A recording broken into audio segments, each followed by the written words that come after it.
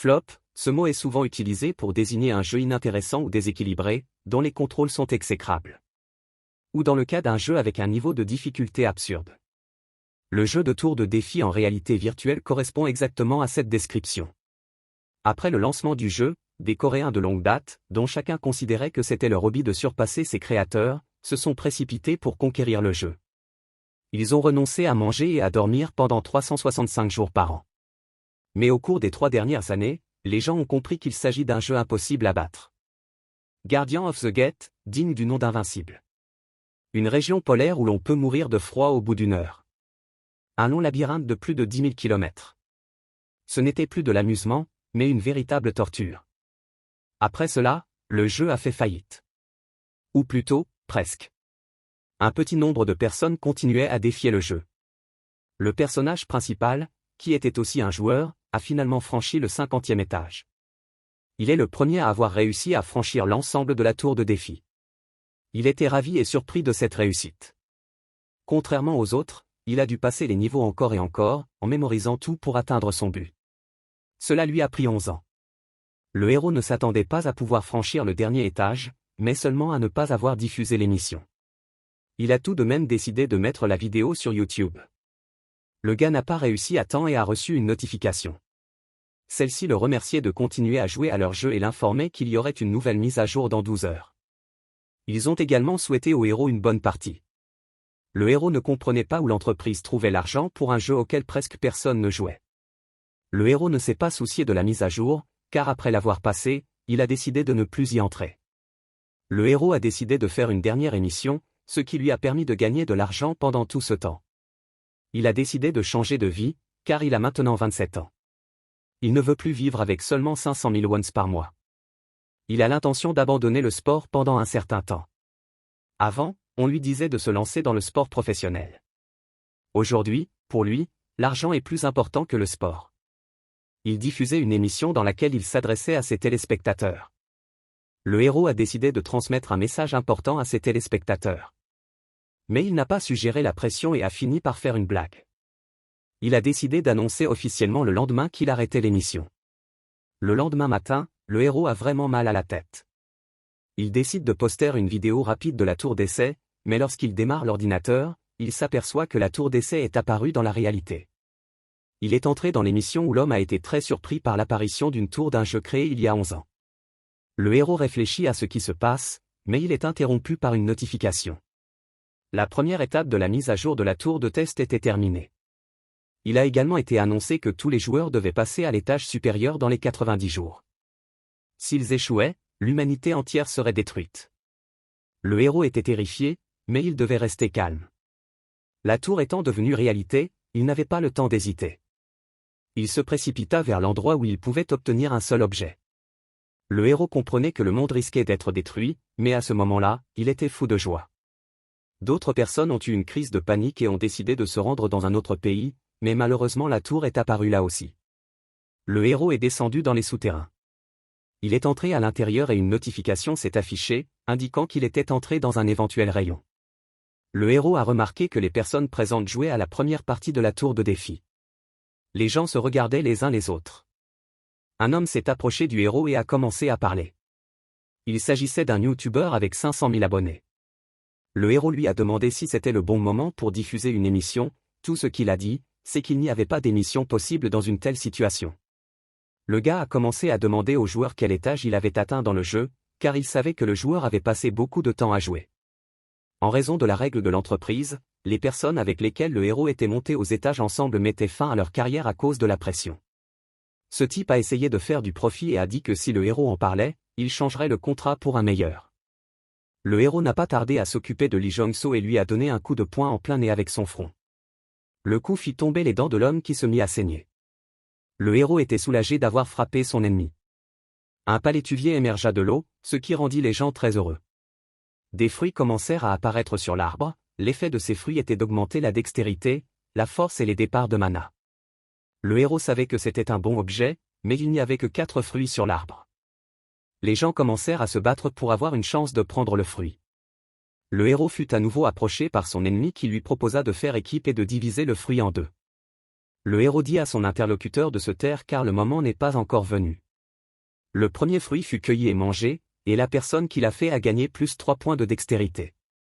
Les gens normaux ne connaissaient pas l'effet du fruit, et ceux qui le connaissaient étaient complètement concentrés sur l'obtention du fruit. Les anciens, quant à eux, appréciaient le spectacle. Les gens se souvenaient que s'ils mangeaient le fruit, l'arbre devenait dangereux.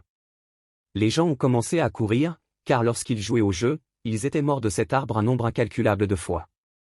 Seul le héros reste debout. L'ennemi du héros décida de partir. Lorsqu'on lui demanda si le héros avait décidé de se rendre, il répondit qu'il ne voulait pas mourir comme un chien. Le héros dit qu'il était désolé de la décision prise par son compagnon, car la véritable récompense ne peut être obtenue que si tous les fruits sont mangés. L'homme fut surpris, mais ne crut pas le héros. Il reposa la question et, après une nouvelle réponse, le héros le crut. Il demanda quel était le plan du héros et celui-ci commença à parler. Il prévoyait de faire le tour de l'arbre des deux côtés pour détourner son attention. Ils commencèrent à exécuter leur plan. Le héros commença à avancer et à esquiver les racines de l'arbre qui avaient l'intention de le tuer. Le garçon tourna son attention vers son ennemi, qui restait debout, et lui dit que le héros devait servir d'appât. Étonnamment, le héros sourit et se réjouit que le caractère de l'ennemi n'ait pas changé. Le héros songea qu'à terme, l'ennemi deviendrait le leur qui resterait dans son dos. Le garçon esquiva l'une des racines qui enveloppa son ennemi. Pendant que l'arbre tuait l'homme, le héros courut vers l'endroit dont il avait besoin. L'homme suppliait qu'on le sauve, mais rien ne pouvait arrêter le héros. Finalement, l'homme fut écrasé par l'arbre. Le héros s'est approché de l'arbre, qui a recommencé à l'attaquer.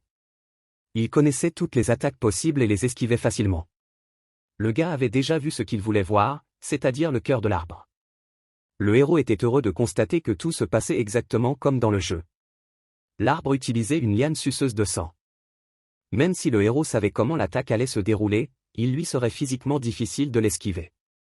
Le garçon décida donc de changer la trajectoire de son attaque pour éviter les blessures mortelles. Le héros réfléchissait toutes les attaques dirigées dans sa direction, ayant même l'impression de voir l'avenir, mais c'était là l'effet de son long jeu. Il s'approcha presque de ce qu'il voulait, mais l'arbre utilisait des papillons endormis. Il fait cela comme un mécanisme de protection. Si vous ne connaissez pas un moyen de contourner cette capacité, ce papillon est inhalé instantanément. Et le moyen de protection est très simple, il suffit de retenir sa respiration pour être en sécurité. Le héros s'approcha enfin de sa cible, il ne lui restait plus qu'à tirer sur l'arbre et il atteignit enfin son but. L'arbre mourut et il reçut une notification indiquant qu'il était le premier à s'occuper de l'arbre. Il ne s'attendait pas à ce que toutes les informations qu'il avait mémorisées soient utiles, après tout, il avait passé les 11 dernières années dans le jeu pour une bonne raison. Après la victoire, une autre fenêtre s'affiche, dans laquelle le héros se voit attribuer un niveau d'honneur pour les prochaines 24 heures. Après avoir gagné, une autre fenêtre s'affiche, dans laquelle le héros se voit attribuer un niveau d'honneur pour les 24 heures à venir.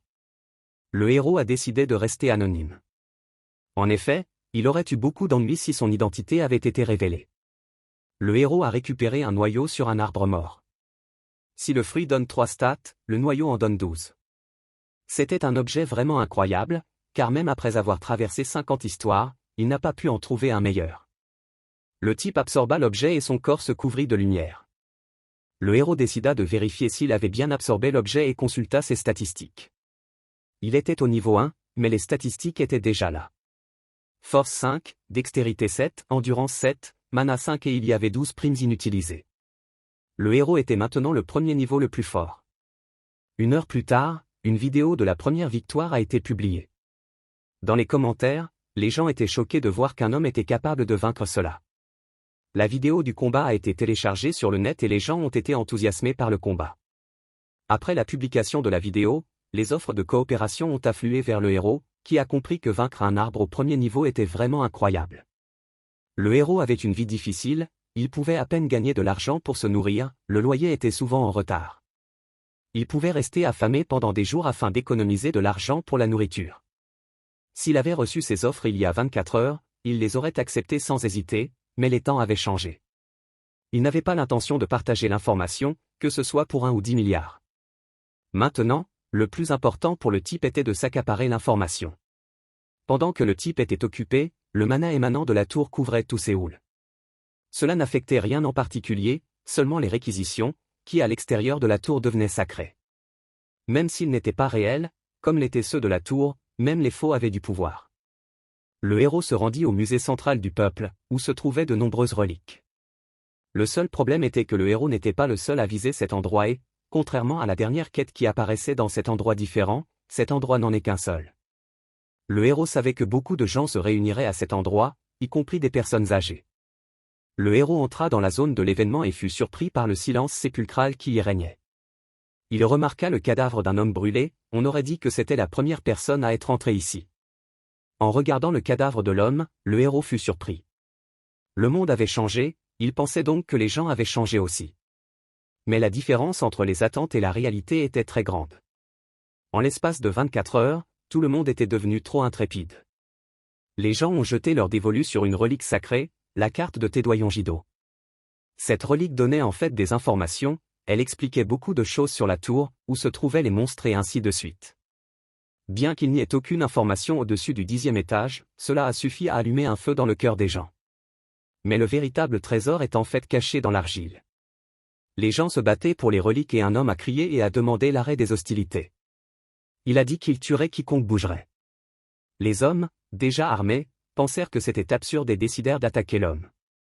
Celui-ci utilisa une capacité qui lui permit d'agrandir ses bras. Cela a surpris les gens, car l'homme avait déjà acquis une capacité personnelle. Il a demandé aux hommes de partir et de lui donner la carte. Un vieil homme s'est approché de l'homme et lui a parlé. L'homme a réagi très vivement aux actions du vieil homme et a commencé à le menacer. Après les insultes, le vieil homme a continué, il a dit qu'on ne savait pas qui tuerait qui en premier et il a allumé un feu dans sa main. Devant la surprise de l'homme, le vieil homme a dirigé son attaque vers lui. En un instant, l'adversaire du vieil homme a été brûlé vif. Le vieil homme a dit que tout ce qui s'était passé était de sa faute. La jeune fille a exprimé sa gratitude pour avoir coopéré avec le vieil homme. Il lui a dit de s'occuper du reste. Elle a pris la statue d'un dieu et a utilisé sa capacité, après quoi elle s'est transformée en une créature rare. La fille a prévenu qu'à partir de ce moment, tout mouvement de l'homme serait considéré comme une agression et qu'il serait tué par la créature. Les hommes jetèrent leurs armes, désespérés. Soudain, le héros continua à marcher. Il se mit à réfléchir de manière audible au gâchis que les gens autour de lui avaient fait. Le héros ramassa le papier et fut heureux de constater qu'il n'était pas déchiré. La fille se tourna vers le garçon, elle était en colère car ses paroles semblaient être une blague pour lui. Elle montra à la créature comment tuer le garçon. La créature attaqua le héros. Contre toute attente, le héros ne se contenta pas de repousser l'attaque de la créature, mais il lui arracha l'arme des mains. La jeune fille a été choquée par ce qu'elle a vu. Les gens ne comprenaient pas comment le héros avait fait, mais cela l'amusait parce qu'il ne pouvait même pas imaginer le nombre de statistiques qu'il possédait. Le héros demanda à la jeune fille ce qu'elle allait faire, mais celle-ci n'en avait pas l'intention et sortit d'autres statues de son sac. Cela surprit le héros, car maintenir 5 créatures en même temps demande un niveau élevé. Le héros fut également surpris par le mage qu'il avait vu récemment. La jeune fille fut surprise que le héros qualifie sa technique de mauvaise, mais il continua. Selon lui, la technique se situait entre pas mal et quelque chose comme ça. La fille pensait qu'il s'agissait d'un bluff, mais le héros ne s'en est pas soucié et lui a dit qu'il allait lui montrer. Le héros décida de lui montrer l'énorme différence entre les deux. Le héros utilisa une relique du tigre du pain qu'il ramassa et y injecta son mana. Le chef des montagnes apparut, ce qui étonna beaucoup la jeune fille. Le héros caressa l'animal et lui ordonna d'attaquer. Ting se dirigea vers les marionnettes de la jeune fille et les mit facilement en pièces. La jeune fille ne pouvait pas croire ce qu'elle voyait, l'animal invoqué par le héros s'occupait de ses marionnettes si rapidement. La jeune fille avait l'impression qu'on lui arrachait la peau. Elle comprit qu'elle ne pouvait pas gagner et tomba à genoux. Le héros commença à s'approcher d'elle, et lorsqu'il fut assez près, il lui ordonna de lui remettre la chose.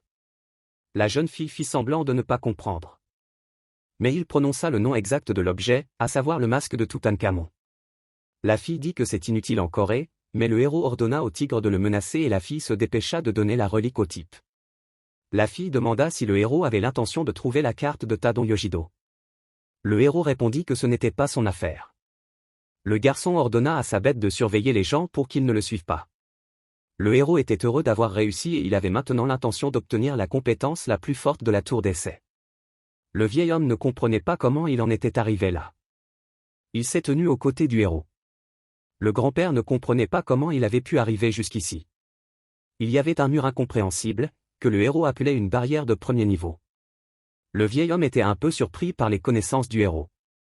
C'était la première fois que le vieil homme voyait une telle barrière, qu'il s'agisse d'une attaque physique ou magique, elle ne fonctionnerait pas sur lui. Le héros toucha la barrière et informa le vieil homme qu'il connaissait un moyen de briser la barrière. Le héros ajouta qu'il avait une condition à remplir en échange de son aide. Le vieil homme lui dit que s'il continuait à utiliser sa flamme sur la barrière, celle-ci s'affaiblirait. Le vieil homme demanda combien de temps cela prendrait, et le garçon répondit que cela prendrait jusqu'à ce qu'il revienne avec les reliques. Le vieil homme posa à nouveau la question. Le héros veut-il que le vieil homme affecte la barrière pendant qu'il est à l'intérieur? Le héros répondit qu'il ne pouvait pas agir seul sur la barrière, que le vieil homme avait le droit de ne pas le croire, mais qu'il n'y avait qu'un seul moyen de s'en sortir. Le héros a dit qu'il donnerait la carte au vieil homme s'il l'aidait. L'interlocuteur lui a demandé s'il était certain de donner la carte, ce à quoi il a répondu par l'affirmative, car il ne voulait pas devenir l'ennemi de l'utilisateur de la magie de haut niveau. Le vieil homme lui fit confiance. Il invoqua des flammes et commença à troquer ses attaques. Le héros, quant à lui, se fraya un chemin. Le vieil homme dit au garçon de se dépêcher. Le héros remarqua qu'il n'y avait probablement qu'une seule personne dans cet endroit qui n'avait pris qu'une seule chose, à savoir l'épée de Qianlin. Le héros était heureux que cette personne ait pris cet objet particulier, car selon lui, il s'agissait d'une relique de seconde classe, et le pèlerin trouva les pièces de monnaie de la dynastie Li. C'était la dernière pièce de la mosaïque permettant de créer la compétence la plus puissante. Le héros fusionna les deux reliques, ce qui fit apparaître le message de fusion. Ce message n'apparaissait que lorsque deux reliques correspondantes étaient réunies.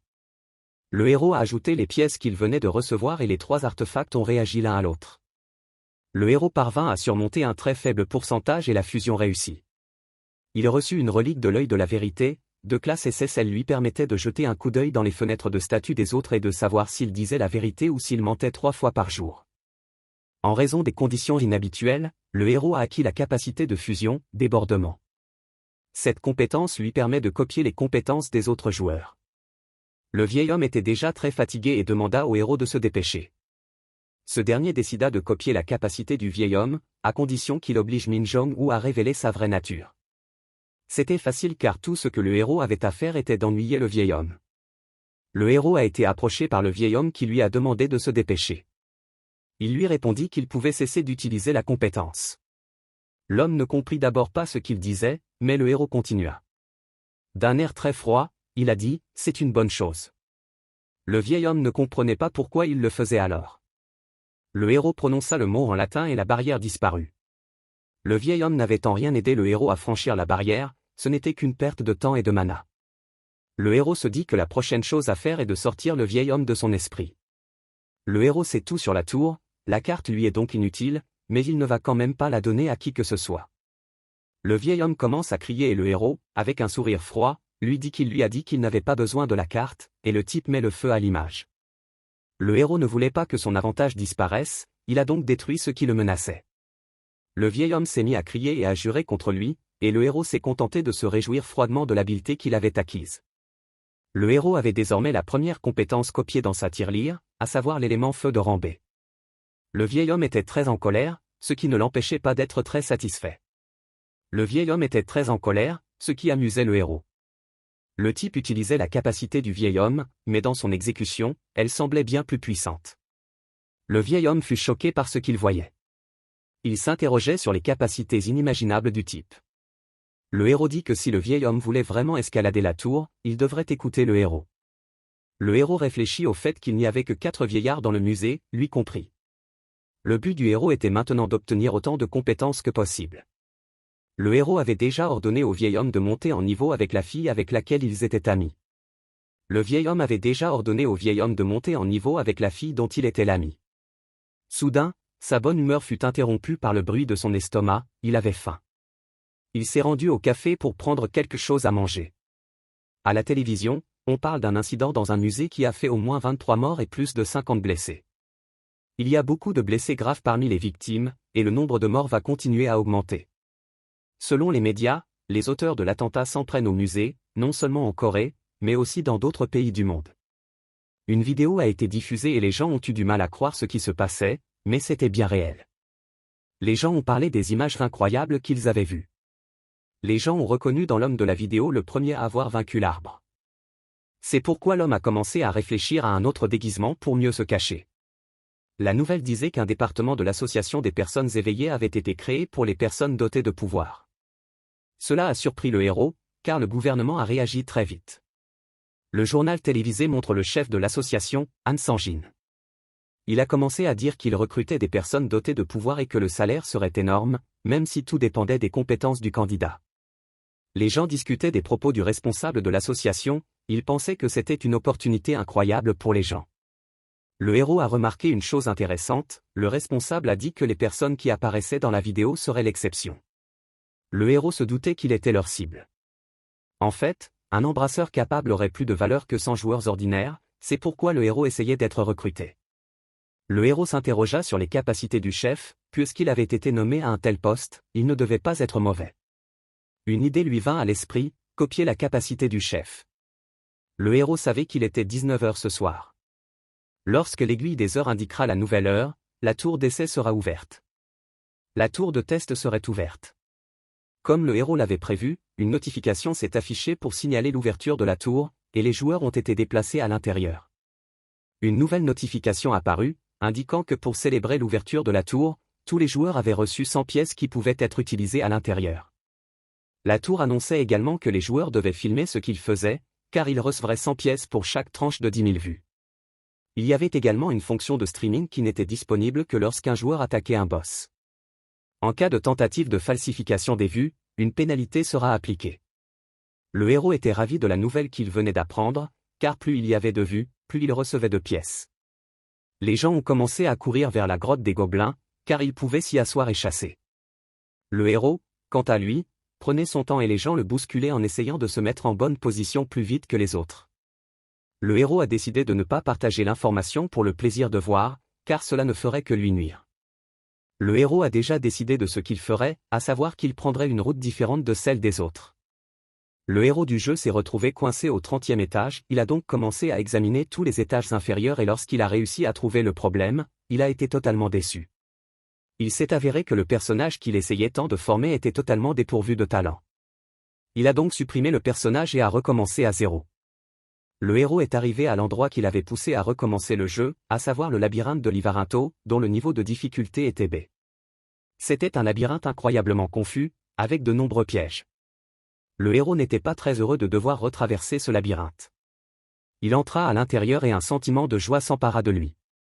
Le héros était heureux mais pas pour longtemps, il remarqua d'autres personnes. Il leur demanda qui ils étaient et ils lui dirent qu'ils cherchaient un endroit pour chasser et l'emmenèrent dans ce labyrinthe. Plus tôt, ces hommes avaient suivi le héros parce qu'ils pensaient qu'il savait quelque chose, ils ont vu le gars entrer dans le labyrinthe et l'ont suivi. Avant de suivre le héros, ces hommes se sont dit qu'ils devraient le tuer et s'emparer de tous les objets. La jeune fille proposa de traverser le labyrinthe avec le héros et ses hommes, car il valait mieux partager le danger ensemble que de le traverser seul. Le héros activa l'œil de la vérité, car il vit que la fille essayait d'être plus maligne que lui.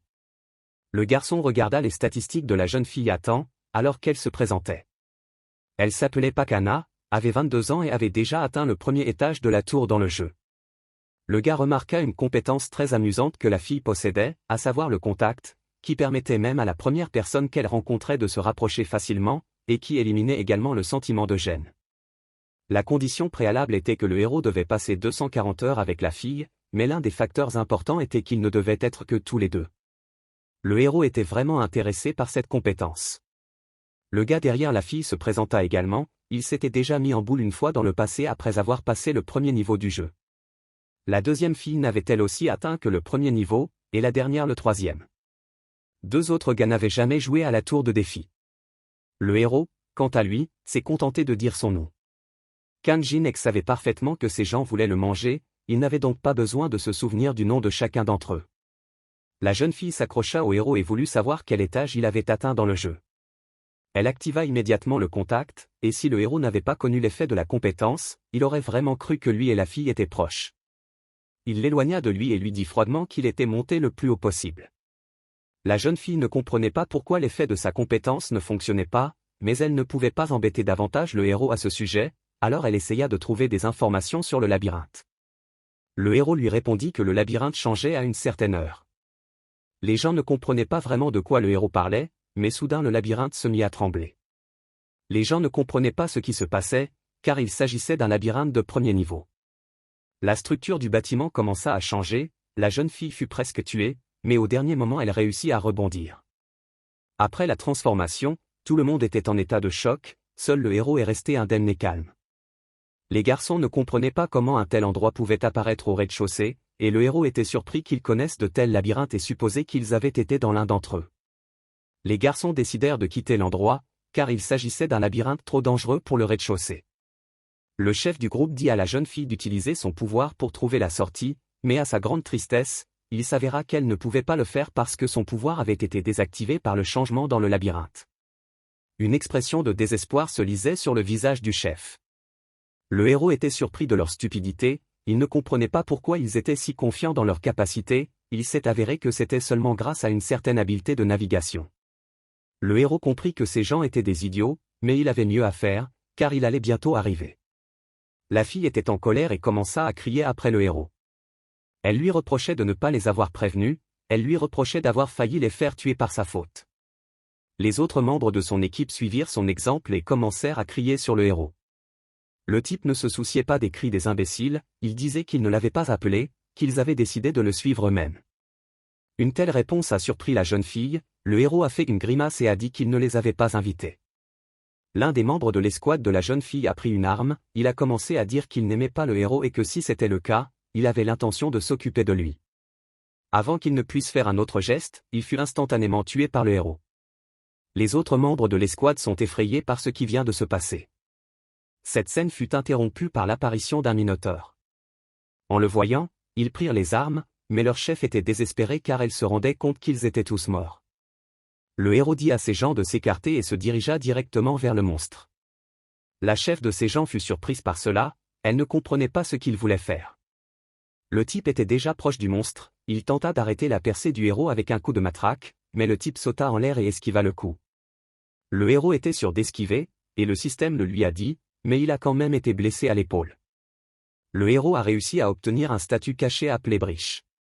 Cette stat vous permet de diminuer la différence de niveau lorsque vous combattez un adversaire plus fort et de l'augmenter lorsque vous combattez un adversaire plus faible. Dans le cas d'un combat contre un adversaire plus fort, pour chaque tranche de 3 princes, la différence de niveau est réduite d'un niveau.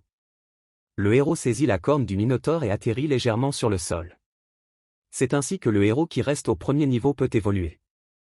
C'était le seul moyen que le héros avait appris avec difficulté.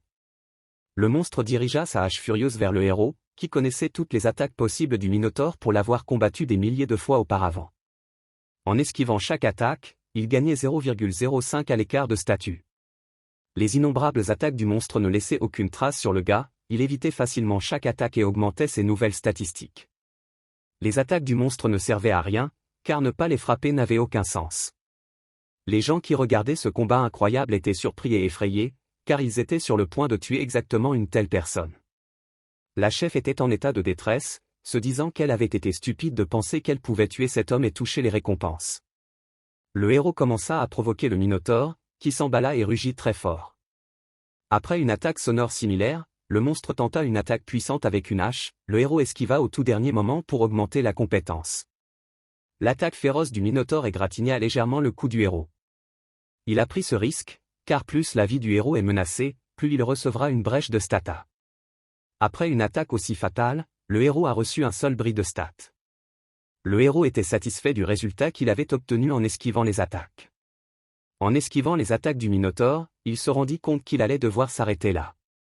Le garçon reporta son attention sur un groupe de personnes qui tentaient de quitter le labyrinthe en toute hâte. La fille disait à ses subordonnés qu'ils devaient fuir le héros et qu'il y avait probablement un bouton quelque part dans le mur. Derrière elle apparut le héros qui avait effrayé la fille. Il demanda où ces gens allaient. Elle ne put répondre, car dès qu'elle regarda dans la direction du gars, elle vit le minotaure, qui était prêt à lancer une attaque finale qui pourrait tuer le héros. Le minotaure était déjà à un pas du héros, mais au dernier moment, il tira la fille par le bras et lui évita d'être touché. Les débris de cette attaque volèrent dans toutes les directions. À la suite de cette action, certains membres de l'escouade ont été tués, le gars à côté duquel cela s'est produit était horrifié par la mort de ses camarades, mais leur chef à qui le héros a parlé était encore plus désespéré. Il leur parla de la stat cachée et leur expliqua qu'ils n'avaient qu'à esquiver l'attaque du minotaure. Il s'adressa à nouveau au monstre et l'appela « Vo ». Le labyrinthe commença à changer à nouveau, au dernier moment avant que le monstre et lui ne se séparent, il lui dit qu'il le verrait plus tard et le salua. Le Minotaure était furieux de colère et donna un coup de hache.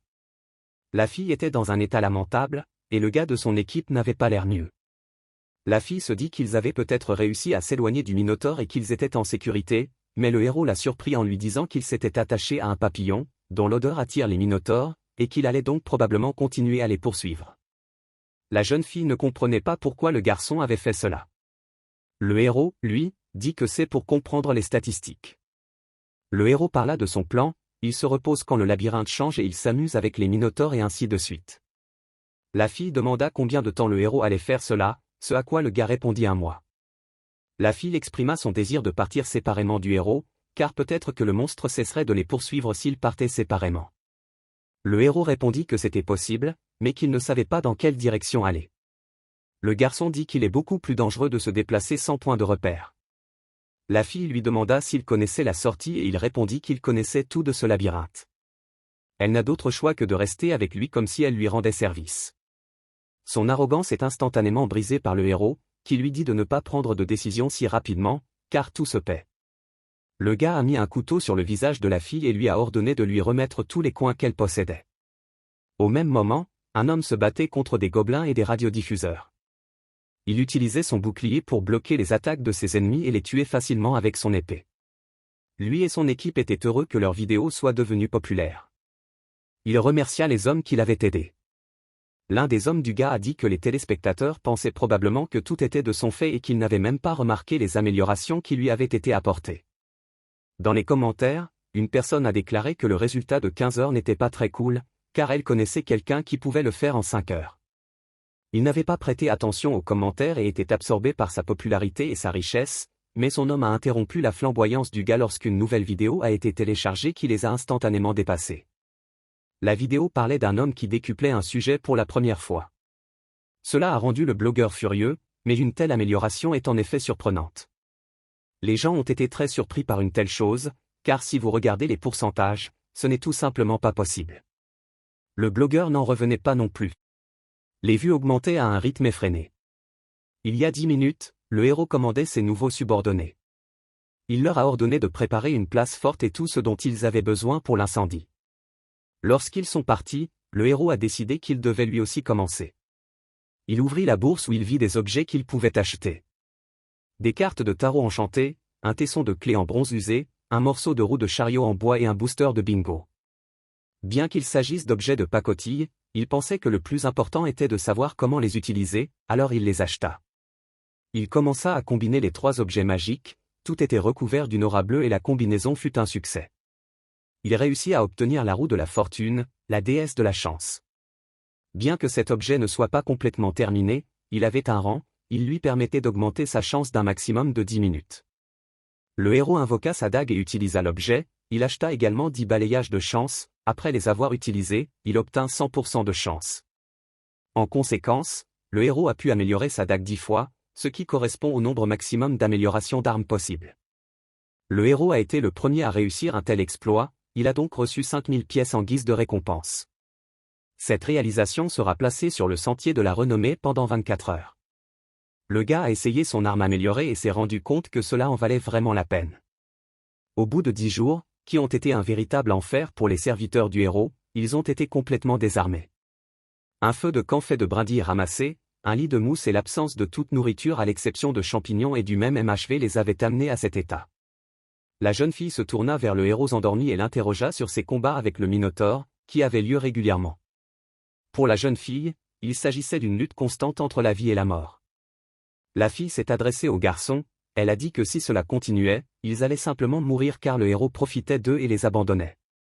La fille a parlé à des utilisateurs anonymes, ils étaient censés trouver des informations sur le héros mais ils n'ont pas réussi, toutes les chaînes sur le jeu ont été bloquées, même les vidéos sur les téléphones des gens ont été effacées et sur le nouveau site il n'y a pas de vidéo du héros parce que son but est de jouer en solo. La fille a entendu tout cela et était désespérée, elle a demandé s'ils avaient transmis l'information à son oppa et a demandé comment la guilde des voleurs avait réagi.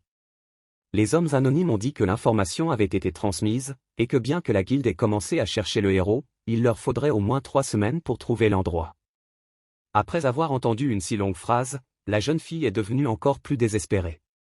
Le garçon interrogea la fille sur tout ce qu'elle pouvait découvrir, la fille ne dit rien et suggéra un plan au garçon. Elle prévoyait de tuer le héros endormi et de s'enfuir dans la grotte où ils étaient récemment tombés pour se cacher du danger jusqu'à ce que son oppa vienne les sauver. Le garçon décida de se débarrasser immédiatement du héros et ramassa un rocher. Il s'apprête à fracasser la tête du héros d'un seul coup, mais au dernier moment, la fille l'arrête. Elle dit que le héros a la vitesse de réaction d'un monstre, et qu'il y a donc de fortes chances qu'il ait réagi instantanément à l'attaque. Le garçon demanda ce que la fille proposait. Elle commença à lui dire que son oppa était membre de la guilde du Corbeau Noir et qu'il lui avait donné une chose en cas de danger. Il s'agissait d'un poison mortel, dont une goutte suffirait à tuer une centaine de trolls. Il s'agit de l'aiguillon empoisonné de la guêpe géante non mûre. La jeune fille dit que si cela vaut la peine d'agir, il faut le faire de manière à ce que le héros ne puisse pas résister. Au bout d'un moment, le héros tint dans sa main un bol en bois rempli de champignons et de mousse. Lui aussi était fatigué de manger de tels aliments. Le héros dit à la fille d'apporter de l'eau et au gars de donner plus de champignons. Comme il y avait beaucoup de champignons, le héros en reçut davantage et dit bon appétit. Le garçon commença à manger et la fille pensa à quel point ce garçon était un abruti. Dès que le héros a mangé le premier champignon, la fille a reçu une discussion enthousiaste de la part des Anonymaux. Le garçon et la fille étaient ravis que le héros ait mangé leur poison. L'assiette de champignons tomba et soudain le héros fut empoisonné et le garçon commença à cracher du sang et à se couvrir les veines. Il hurla de douleur et la fille fut rapidement plongée dans un désespoir encore plus grand par l'incompréhension de la situation. Le héros s'approcha du corps essoufflé du garçon et de la fille et les traita d'abrutis pour avoir cru que le héros se laisserait prendre à une ruse aussi primitive. La fille s'étonna que le type sache pour le poison. Le héros a rapidement changé d'assiette lorsqu'il a demandé à se resservir. Le héros a accusé la fille de réaliser secrètement une émission illégale en direct. Elle a nié et s'est écrié qu'il n'avait aucune preuve. Le héros a déposé une plainte contre la fille pour avoir enfreint les règles. Le système a alors procédé à une punition, il a supprimé tous les spectateurs et leur a interdit de regarder la vidéo pendant un mois, s'ils enfreignaient à nouveau les règles, ils seraient complètement supprimés. Soudain, un grognement se fit entendre, c'était le même Minotaure qui poursuivait le héros. Il s'élança vers les humains. La fille se cacha derrière l'homme et lui demanda s'il allait encore se battre et où elle devait se cacher. Le héros répondit que la jeune fille était trop effrontée. Pourquoi l'aiderait-il alors qu'elle essayait de le faire fuir? La jeune fille était horrifiée, et le héros a été informé que les conditions d'obtention de la compétence avaient été remplies. Le héros ne voulait plus de la fille. La fille commença à menacer le garçon avec son frère, qui était membre de la guilde du Corbeau, mais un monstre arriva et frappa la fille avec une hache sur le sol, l'assommant et le héros l'esquiva de justesse. Le héros décida de montrer à la fille la différence entre lui et cette stupide guilde.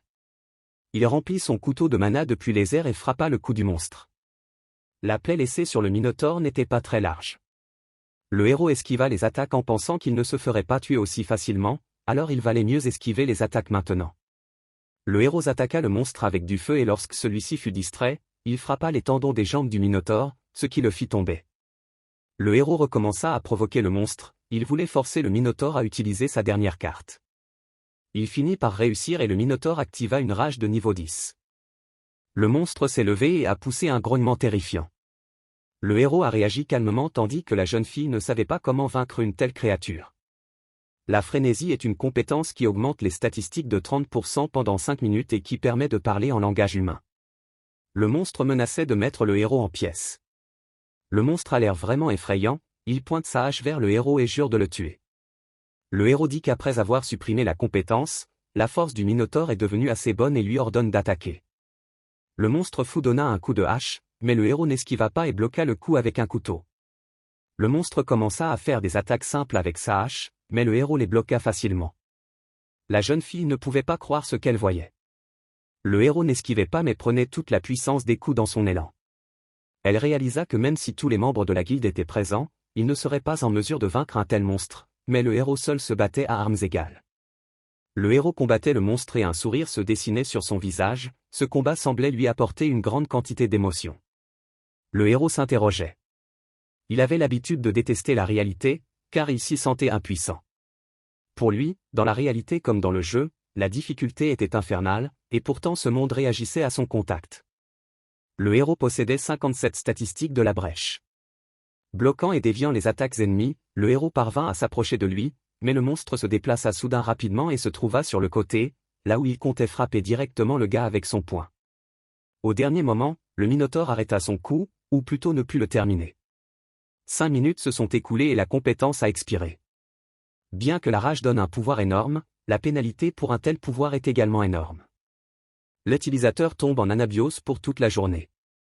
Le héros était très satisfait du travail qu'il avait accompli, les points de statut qu'il avait gagnés seraient suffisants pour surmonter la différence de 19 niveaux. La fille demande si c'est fini, mais le héros s'empresse de la décevoir. Il lui répondit qu'il n'était que temporairement débarrassé du Minotaure. Si le labyrinthe était modifié et qu'ils attendaient un peu plus de 24 heures, le monstre réapparaîtrait. Le héros était déterminé à maintenir ses compétences pendant encore 20 jours. Au bout de 20 jours, il se battait toujours contre le Minotaure, il esquivait tous les coups du monstre et, au final, il réussit à accumuler 100 points de victoire pour tout le mois. Après avoir accumulé 100 princes, le héros a frappé le menton du Minotaure avec sa main, ce qui l'a fait s'envoler. Le héros dit au revoir à son jouet préféré et passe à la fille, car il ne lui reste plus qu'à s'occuper d'elle. Le héros dit qu'il est en train de rassembler une bande de vieillards, la fille ne comprend pas très bien de quoi il parle et cela rend le héros furieux. Il ne pouvait pas voir le désir dans les yeux de la jeune fille et cela l'agaçait. La jeune fille se mit à crier son immense volonté de rejoindre le héros. Le héros lui demanda ce qu'elle pouvait faire pour son entreprise. Elle commença à parler de sa capacité à établir des contacts, mais le héros ne s'en souciait pas vraiment puisqu'il avait déjà cette capacité. Le héros a continué à la questionner, mais elle n'a rien trouvé. Il l'a qualifiée de décevante. La fille a demandé du temps pour réfléchir, mais le héros n'a pas voulu lui en donner. La fille effrayée dit qu'elle pourrait donner au gars l'anneau Brasam. La fille tomba aux pieds du héros et commença à l'implorer de la pitié. Le héros était surpris que cet anneau soit arrivé jusqu'à la guilde du Corbeau, car c'est le meilleur objet que l'on puisse obtenir au rez-de-chaussée. Cet anneau permet d'augmenter la vitesse, donne une résistance à la magie, et a également la capacité de restreindre les monstres de mana. Le héros a activé l'œil de la vérité et a découvert que les paroles de la jeune fille étaient vraies. Le héros félicite la jeune fille d'être devenue stagiaire chez les anciens. Le héros lui dit qu'il ne lui versera pas de salaire et que si elle l'appelle, elle doit venir le voir immédiatement, et peu importe où elle se trouve, c'est son problème de venir le voir. Le héros dit aussi qu'ils ont un contrat à signer. Le héros a combiné 2 compétences, à savoir le contact et l'élément de feu, et a obtenu la compétence de marquage d'âme de rang A. Il a également prévenu la fille qu'elle allait souffrir. La fille ne comprit pas et le héros s'amusa de ce qu'elle pensait du tampon sur le papier.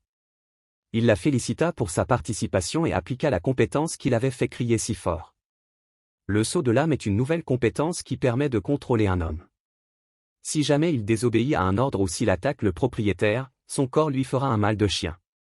Le héros et son subordonné sortirent enfin du labyrinthe. Une notification apparut, indiquant que le labyrinthe du rez-de-chaussée avait été nettoyé pour la première fois.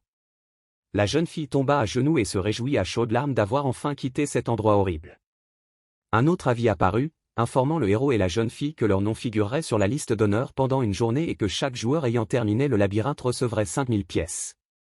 La jeune fille se réjouit de cette récompense, mais sa joie est interrompue par le héros, qui lui réclame l'argent qu'elle a reçu.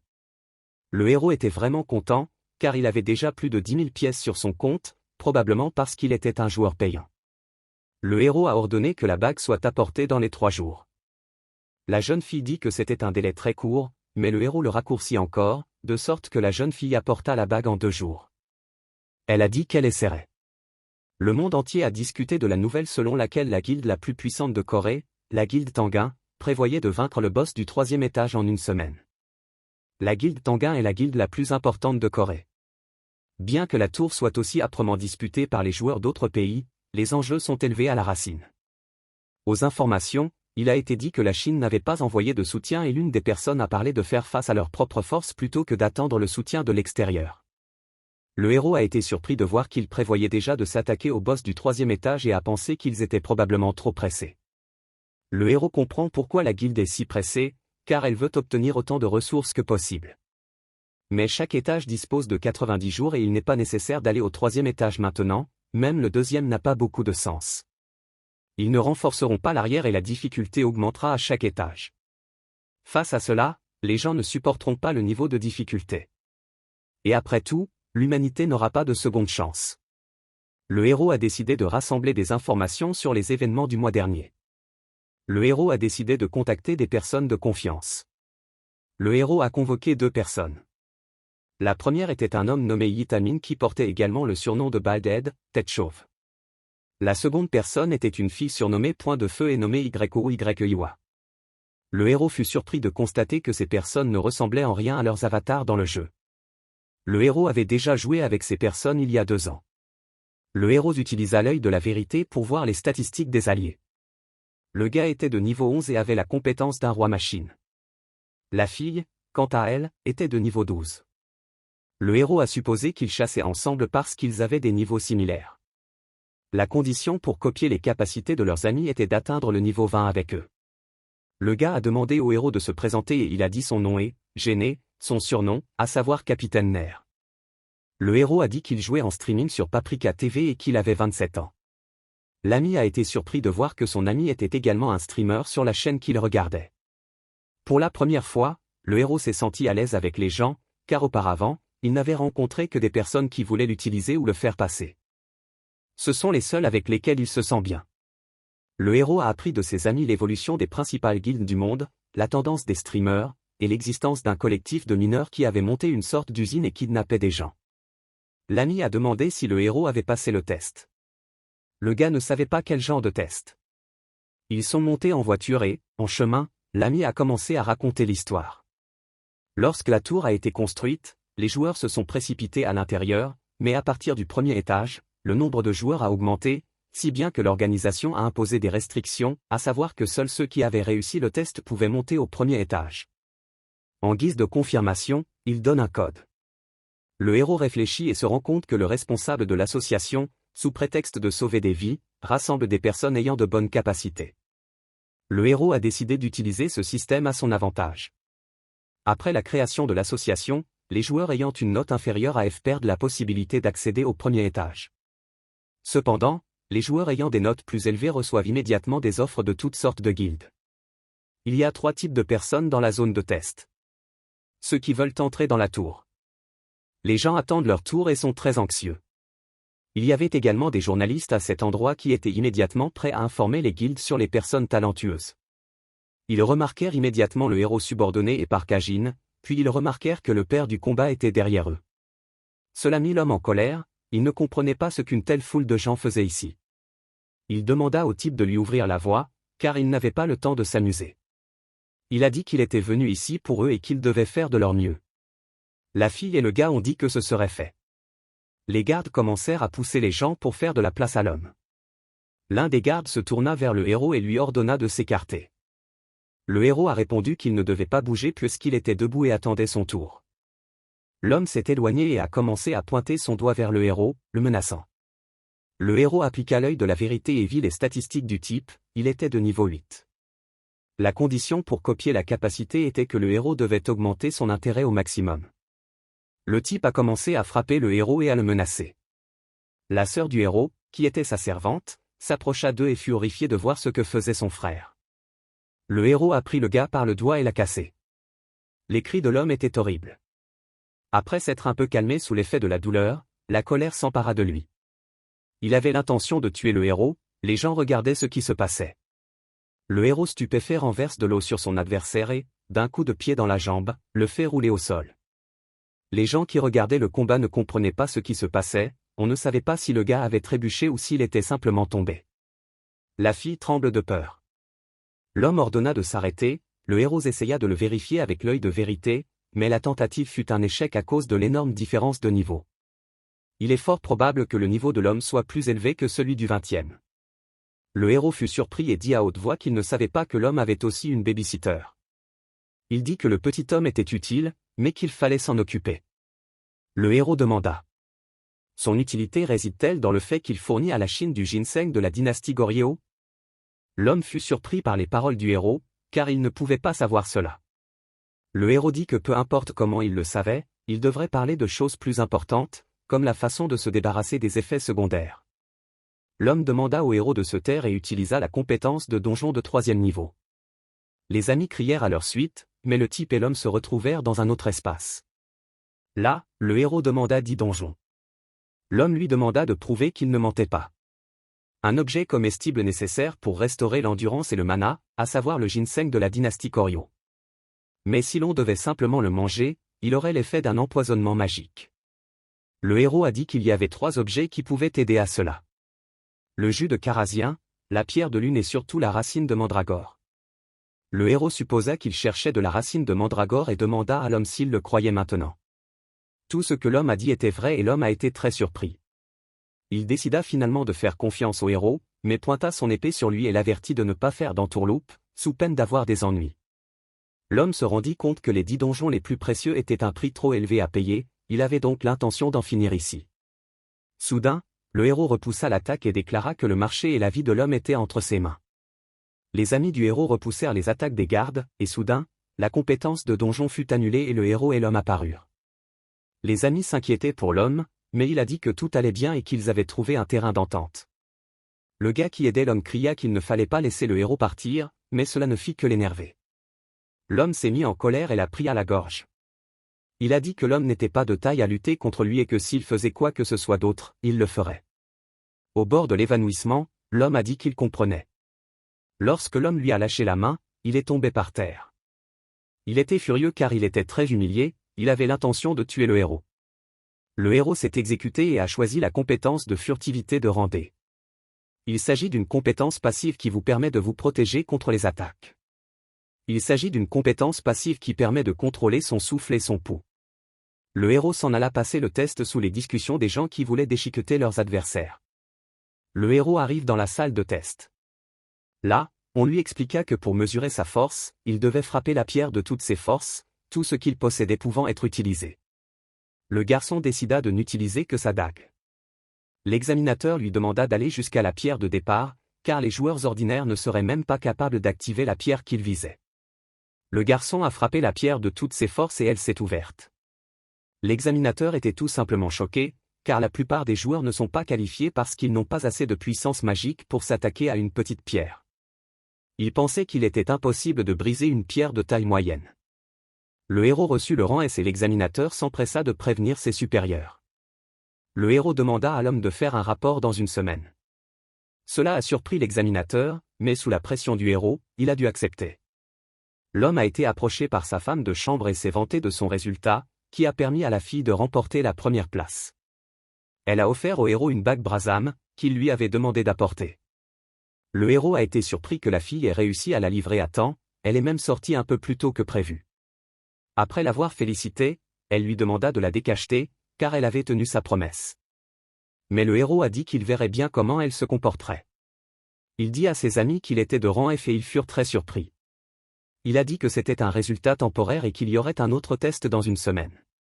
Le héros lui dit de ne pas s'inquiéter et de se rendre à la tour. Il monte dans un taxi et réfléchit à l'épreuve à venir. La première épreuve consiste à déterminer ses pouvoirs magiques et la seconde à passer l'un des donjons. Il n'y a pas de limite et dans la difficulté, on peut choisir n'importe quel adversaire. L'endroit où le héros voulait entrer est une ancienne ruine au rez-de-chaussée. Pendant tout ce temps, cet endroit n'a jamais été traversé. Cela fait longtemps qu'il n'est pas allé à l'endroit appelé Abode of the Fallen. Une boîte de conserve a été lancée sur le héros et on lui a ordonné de porter les valises. Les ruines de la montagne, le rez-de-chaussée de la tour du procès. Avec son rang F, le héros ne pouvait pas s'y rendre seul, alors il y est allé en tant que porteur. Un autre homme demanda au héros comment il était arrivé là, et celui-ci répondit que c'était pour l'argent. L'homme lui-même avait entrepris un voyage aussi périlleux pour nourrir sa famille. L'homme parle de la nécessité pour les petits de suivre l'effort, mais le héros le rassure en lui disant que personne ne mourra aujourd'hui. Lacan dont la tâche était de capturer les ruines de rang S commença. Il devait tuer le boss et libérer le prince, qui pourrait être récompensé par une relique. Le groupe arriva sur place et le héros fut informé d'une récompense spéciale qui avait été donnée aux personnes de la première génération de la tour. Le héros reçut des statistiques de chance et d'adaptabilité. Il reçut également la compétence de cœur froid et la monopolisation. La seconde était particulièrement utile, car elle permettait d'augmenter la récompense si le garçon accomplissait la quête à lui tout seul. Le héros était très excité, car de telles récompenses étaient très rares. Soudain, un cercle de téléportation apparut, d'où sortirent des gens. Tous les groupes téléportés, soit 50 personnes, avaient survécu. Il s'agissait d'un groupe de raiders de la Guilde Par. Le héros appliqua l'œil de la vérité au chef du groupe, qui était de niveau 14 et dont la force n'était pas mauvaise. La condition pour être copié était de gagner la confiance de Sung Jong-won. La condition ne plaisait pas au héros car il serait difficile de gagner la confiance. Il était également surpris que le chef de guilde qui figurait parmi les 10 premiers ait un niveau aussi bas. Le mage prévint les gens qu'il allait faire nuit et qu'ils devaient rester sur leur garde. Il activa la compétence lampe et les cadavres des monstres devinrent visibles. Pour les porteurs, l'atmosphère était très effrayante. Le chef d'équipe se réjouit que les porteurs soient déjà arrivés et le héros s'interrogea. Il était en effet étrange qu'après avoir massacré tant de monstres, le groupe n'ait pas subi de pertes. Un homme tapa sur l'épaule du héros et lui demanda de distribuer de l'eau aux hommes. Cela irrita le héros, mais pour cette opération, il devait jouer le rôle d'un porteur. L'homme lui demande de s'occuper des étrangers pendant qu'ils aident les leurs. Le héros remarqua l'un des étrangers qu'il connaissait, qui disait être un guerrier de la guilde de Sion. Pour le héros, ces hommes étaient des créatures fragiles, mais il décida tout de même de se lier d'amitié avec l'un d'entre eux. Il s'approcha de l'homme en armure d'argent et lui tendit une chope d'eau froide. L'homme enleva son masque et sous celui-ci se cachait le visage charmant d'une femme. Le héros la reconnut, elle était la fille possédée d'une famille d'aristocrates de la Laurentia d'Europe.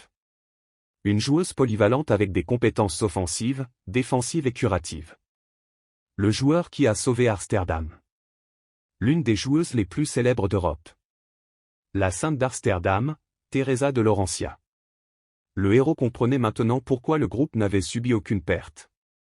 Le héros appliqua la compétence de l'œil de la vérité, mais il ne put regarder les statistiques de la jeune fille en raison de la différence de niveau. Contre toute attente, grâce à sa nouvelle chance, il parvint à regarder la fenêtre de statut de la fille. Elle était au niveau 29 et avait plus de 10 000 pièces sur son compte. La condition pour copier les capacités de la fille était de la sauver d'une situation dangereuse. La fille remercia le gars pour l'eau. Le héros pensait à une capacité qu'il voulait vraiment obtenir de la fille, à savoir le patronage du ciel. Il restait au héros à découvrir quelle serait la situation dangereuse pour elle et comment il pourrait la sauver. Le chef fut convoqué d'urgence, et lorsqu'il arriva sur place, il vit les cadavres des sentinelles. Un avis s'afficha à l'intention de toutes les personnes, indiquant que les gardiens des ruines surveillaient les intrus. Si le système était activé, il convoquerait les gardes. Le chef était en colère contre l'idiot qui avait activé le système. Le chef se dit qu'il n'avait que 10 minutes, et que s'il se battait contre les gardes, plus de la moitié de ses hommes mourraient. Il était rongé par le doute, même si c'était la meilleure chose à faire que de battre en retraite, mais il ne pouvait pas le faire. Finalement, il décida de poursuivre le raid. Les hommes du chef commencèrent à le dissuader, mais il dit qu'il prendrait ses responsabilités. Il y avait une chance, car Sainte Thérèse était avec eux. Les nouveaux arrivants discutent de l'apparition possible des gardes. L'un d'eux rassure les garçons et leur dit qu'ils n'ont qu'à suivre les ordres du chef. Il laissa entendre que tous les gardes avaient probablement déjà été tués, mais soudain, une main apparut dans son dos et écrasa son corps. Les 3 hommes s'étaient mis en position de défense, mais il était clair sur leur visage qu'ils savaient que c'était la fin. Le chef ordonna à ses hommes de se préparer au combat. Il donna des ordres aux hommes, les brancardiers furent déplacés à l'arrière pour ne pas gêner. Le chef activa la défense d'acier et la concentration de combat. L'enchanteresse donna des buffs aux alliés. L'un des gardes sauta et fonça sur le chef, qui réussit tant bien que mal à bloquer le coup. L'autre groupe demanda des tanks, car à ce rythme, ils allaient mourir. Tous firent appel au chef, qui ne vit pas une telle pression et lui ordonna de se concentrer sur la bataille. Il décida de ne pas penser aux joueurs solitaires. Un groupe de joueurs solitaires attendait de l'aide, que le chef n'allait pas envoyer, afin qu'ils ne se coordonnent pas avec les membres de la guilde. Les joueurs solitaires ont failli en venir à bout, mais une fille est intervenue et a facilement détruit les gardes.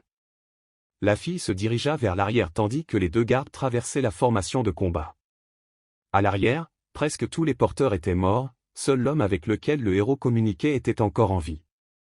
Le garde s'élança pour frapper l'homme, mais le héros arriva et, par des coupes précises, détruisit le monstre.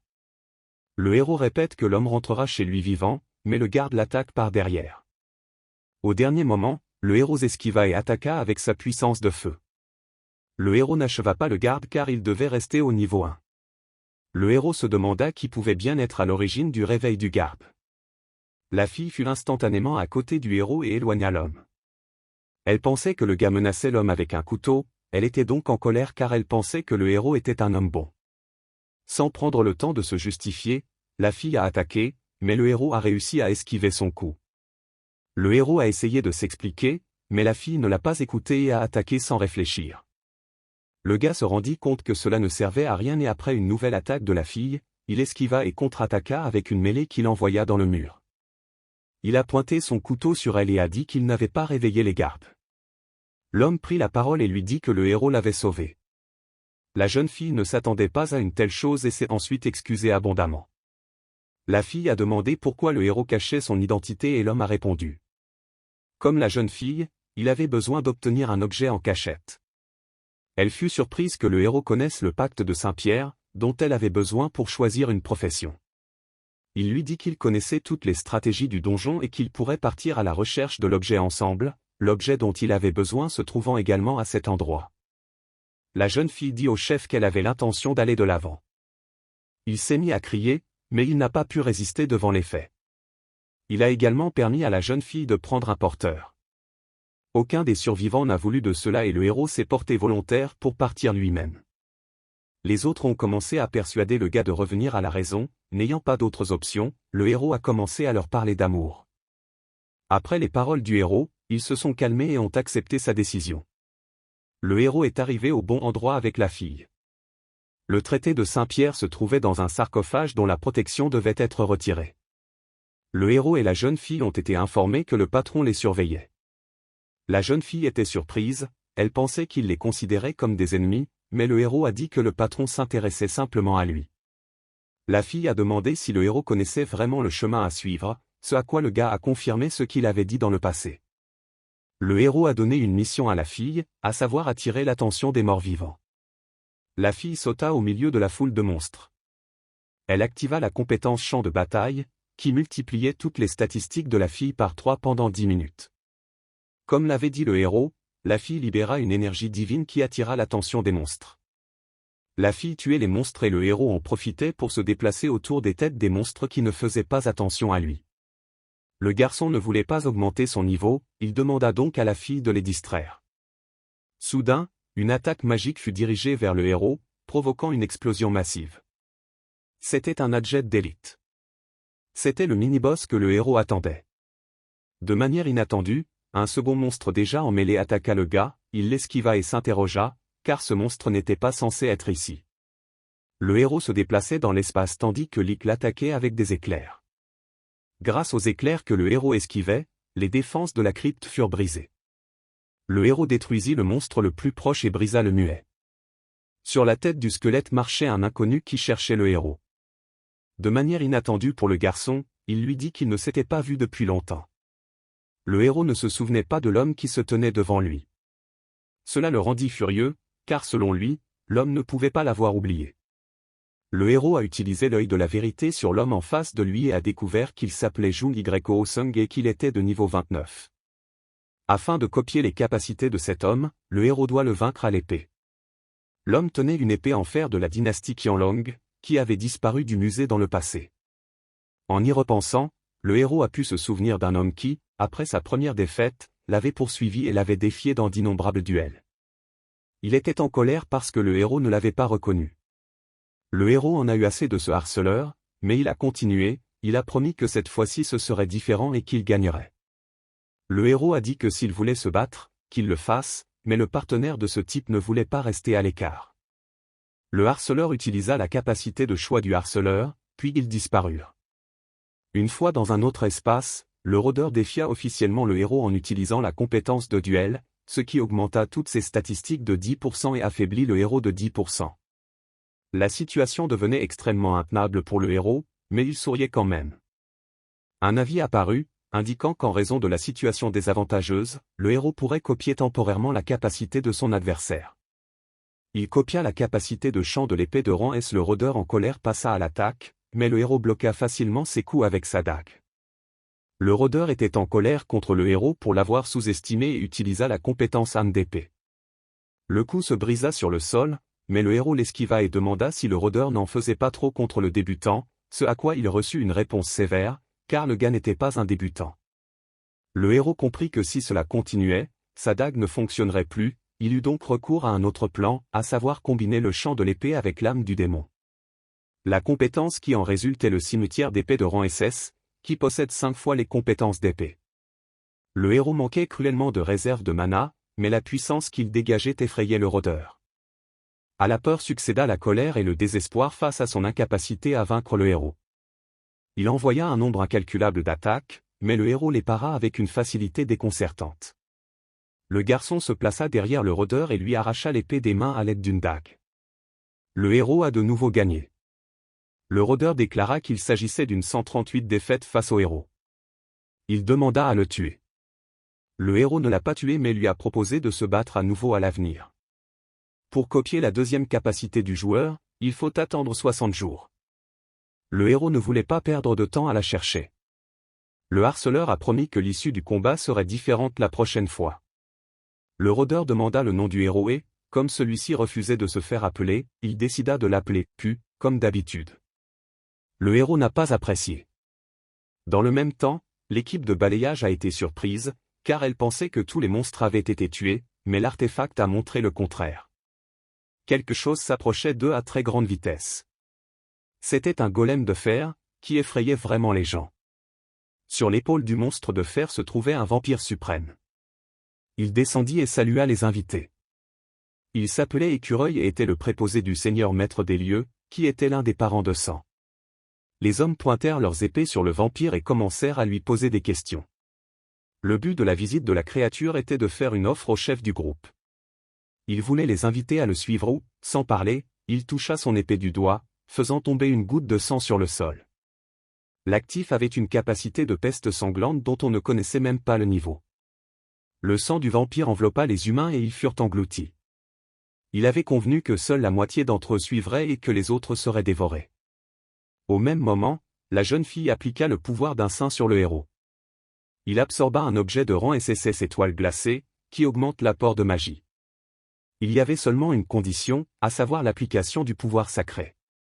Le héros a obtenu un plus de 12 points de mana.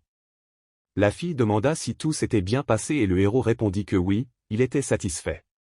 Une notification apparut, indiquant que le maître de la demeure avait été invité et que, pour sauver des gens, il devait se rendre dans la pièce la plus éloignée. S'ils acceptaient l'invitation, tous les pièges et les monstres seraient désactivés. La jeune fille fut choquée de voir que toute l'équipe avait été prise en otage. Elle était prête à agir, mais n'était pas sûre de pouvoir vaincre le seigneur.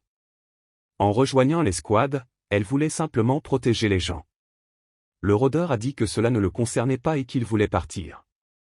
Finalement, le rôdeur a donné un conseil à la jeune fille, à savoir que même si le héros est une canaille, il peut vaincre le seigneur. La jeune fille a demandé de l'aide au seigneur, qui lui a répondu que ses services étaient coûteux. Après que la jeune fille eut dit qu'elle ferait tout ce qui était en son pouvoir, ils se mirent d'accord et acceptèrent la quête. En arrivant à la porte, la jeune fille fut effrayée par la quantité de mana qu'elle ressentait. Le héros la rassura et lui dit que cela leur donnait une idée de la force de l'ennemi. Le héros a également dit que le plus fort ne gagne pas toujours et qu'il a un plan. Il a ajouté que, quelle que soit la situation, elle devait se fier à ses paroles. Une fois à l'intérieur, ils ont été accueillis par un intérieur très somptueux. Le seigneur s'avéra être une fille séduisante. Assise sur le trône, elle se plaignit de la longue attente. Le jeune homme s'enquit de l'état des gens et la jeune fille lui montra qu'ils allaient bien. L'attention du héros fut attirée par un homme qui, selon lui, avait réveillé les gardes. La jeune fille expliqua la raison pour laquelle elle avait invité le garçon dans sa demeure, à savoir son odeur douce et séduisante. Son sang sentait très bon et excitait la jeune fille. Le héros fut alarmé par les paroles de la vampire, mais elle le rassura en lui disant qu'il vivrait encore 60 ans, car les choses savoureuses doivent être appréciées. Le héros résista à une telle issue et reçut instantanément une blessure à la joue. Le seigneur ne se soucia pas de l'opinion du héros, car il n'avait pas le choix. La fille qui était venue avec le garçon s'inquiétait pour le héros, mais celui-ci se mit à genoux et lui proposa de lui donner quelque chose de plus doux que son sang. Bien que le vampire soit intéressé, rien n'est plus doux que le sang pour elle. Le héros lui offrit la liberté. Après avoir entendu cela, elle fut stupéfaite et ses serviteurs commencèrent à lui crier dessus et à le menacer. La vampiresse ordonne à ses serviteurs de se taire et lui dit que le héros devra confirmer ses paroles par des actes. Le héros l'assure qu'il est sûr de ses paroles. Le seigneur lui donna la permission de parler. Il donna son nom, mit son masque et déclara qu'en tant que représentant des Maena, il libérerait le vampire. On appelait main les personnes qui tournaient le dos aux humains pour des raisons qui leur étaient propres. Ils empêchaient les joueurs de monter dans la tour et aidaient les monstres. La vampiresse avait entendu parler des Maena et ne savait pas si le héros en faisait partie. Le héros dit qu'il a contacté le temple au 27e étage et qu'on lui a parlé de la vampiresse et de la façon de la libérer. La fille qui l'accompagnait ne comprenait pas pourquoi le héros disait cela. En entendant ces mots, la vampire le crut car sa connaissance du temple prouvait que le héros ne bluffait pas. Elle n'avait toujours pas confiance en lui et activa sa capacité d'orbe de sang. Même si elle se sentait désolée de tuer un homme au sang si doux, elle ne pouvait pas le supporter. L'attaque se dirigea vers le héros, qui ne réagit aucunement, la fille en face de lui se tenait prête à encaisser le coup. Elle activa le pouvoir du saint, ce qui aida à dissiper l'attaque. Les efforts de la jeune fille déstabilisèrent le seigneur, car ce n'était qu'une simple attaque après tout. Le visage du vampire se transforma en mépris en un instant, elle détestait les pouvoirs sacrés. Elle avait décidé de détruire les humains avec une seule compétence, à savoir une explosion sanglante. La jeune fille ne savait pas combien de temps cela durerait, mais elle avait confiance en ce héros. Le sourire de la jeune fille fut interrompu par la dague du héros qui lui transperça la poitrine. Des larmes montèrent à ses yeux et elle regarda le jeune homme avec les dernières forces dont elle disposait. Voyant cela, le seigneur ralentit et le héros exprima ses intentions pour prouver que ses paroles n'étaient pas du bluff. Elle annula l'attaque et dit que ce n'était pas suffisant. La jeune fille blessée saisit le héros par la jambe de son pantalon et lui rappela sa promesse de sauver les gens. Le héros acheva la pauvre fille. Cela fit rire le seigneur, mais elle était sûre qu'il était de son côté et le laissa s'expliquer. Pour tromper la barrière, le héros prépara un sort spécial. L'anneau de Brasam. Si l'âme du seigneur était placée à l'intérieur de cet anneau, elle vaincrait la barrière. C'était la première fois que le seigneur entendait parler de scellement d'âme. La raison pour laquelle le héros était resté au premier niveau était la compétence d'âme, car seul le joueur de premier niveau pouvait l'activer.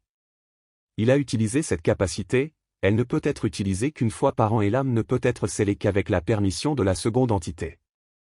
Le héros a dit que dans quelques minutes le cercle disparaîtrait, seulement avec la permission du seigneur, il attendait donc une réponse. La vampiresse transmit ses pensées à sa servante, elle ordonna qu'en cas d'action suspecte, elle tuerait le héros et détruirait le cercle. La jeune fille décida de faire confiance et entra dans le cercle, elle demanda si elle pouvait faire confiance au héros et il répondit que le vampire n'avait pas peur. Elle lui donna la permission de déplacer son âme et celle-ci se retrouva dans l'anneau. Elle a également fait remarquer que l'anneau était assez confortable. Le héros exprima sa joie de voir que la vampire se plaisait dans sa nouvelle demeure.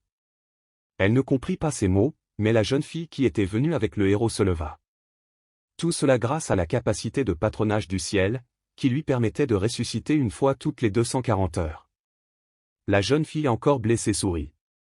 Au cri du Seigneur, le héros glissa l'anneau dans sa poche. Son partenaire se posait beaucoup de questions, mais ils décidèrent tous deux d'en discuter plus tard. Le serviteur du vampire, furieux, attaqua les humains en utilisant la compétence onde de sang. Le héros utilisa la compétence feu pour stopper l'attaque ennemie et ordonna à la jeune fille de libérer les gens. Elle fut la première à libérer le chef, qui s'enquit immédiatement de la situation. Le serviteur ne comprenait pas comment un homme ordinaire pouvait repousser sa magie. Le héros lui répondit que leur magie s'éteignait l'une l'autre au moment de l'impact et l'avertit qu'une fois leur maîtresse scellée, ils étaient perdus. Le héros et le serviteur prennent leurs épées. Le chef d'escouade qui observait le héros fut choqué et demanda qui était le héros. La jeune fille comprit que, puisqu'il n'enlevait pas son masque, il voulait rester anonyme, et elle mentit en disant qu'elle l'avait rencontré récemment. Pendant le dialogue entre la fille et le chef, le héros a déjà fait face à ses adversaires. La fille lui dit que mourir des mains d'un allié est très douloureux. Et le héros s'est contenté de dire qu'il s'en était sorti. La fille a pleuré et a remercié le garçon qui, grâce à ses efforts, leur a permis de survivre. Après cela, le héros obtint la compétence qu'il convoitait tant. La fille était touchée, mais elle avait une question, comment le héros avait-il su qu'elle serait ressuscitée? Tout ce qu'il a dit, c'est qu'il était bon qu'elle ait survécu. Le héros a proposé de prendre les reliques et de partir. Le chef du groupe s'est présenté à lui et lui a dit que les droits sur les reliques appartenaient à sa guilde. Le héros n'a pas apprécié et a dit qu'il n'était pas content. Le chef de groupe ne l'entendait pas ainsi, il a dit que la guilde paierait les reliques avec ce que le héros demanderait. Le gars a dit que s'il voulait les reliques, il pouvait les avoir, mais qu'il ne serait pas déçu par la suite. Le chef toucha les reliques et tomba sous le coup d'une malédiction, qui ne sera levée qu'à la mort du Seigneur, et il fut scellé dans un anneau. Au-delà du donjon, des gens attendaient le groupe. Ils avaient appris que les ruines avaient été nettoyées. Les gens félicitaient avec enthousiasme la guilde pour avoir réussi à nettoyer les lieux. Le chef de l'équipe, qui avait perdu ses cheveux, ses sourcils et ses cils, se distinguait également. Les hommes chauves pleuraient, car ils connaissaient l'amertume de cette affliction. Teresa commença à dire que ce n'était pas un groupe de pillards qui avait nettoyé les ruines. Les gens pensaient que c'était elle, mais elle a présenté le héros qui était dans le maître. Il a nettoyé les ruines presque à lui tout seul. Pendant qu'il regardait de loin.